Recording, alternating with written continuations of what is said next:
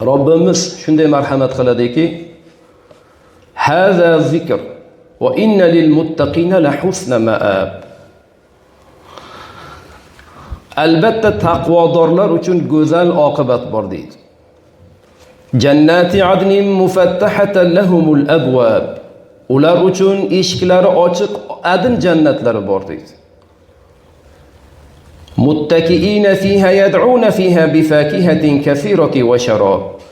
U yerda yonboshlagan hollarida undagi ko'plab mevalar va ichimliklardan ichadilar.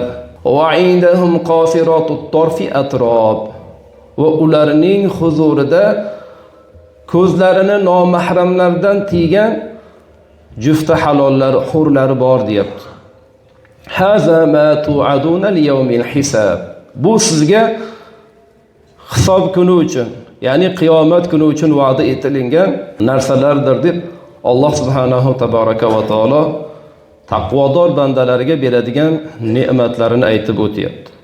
Va inna haza la rizquna ma lahu min nafad.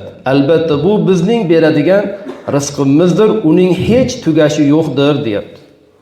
Mana taqvodor bandalarga Alloh subhanahu tabaraka va taolo go'zal oqibat, adn jannati va u yerdagi qancha nozu ne'matlar, yaxshiliklarni Alloh taolo va'da qilyapti.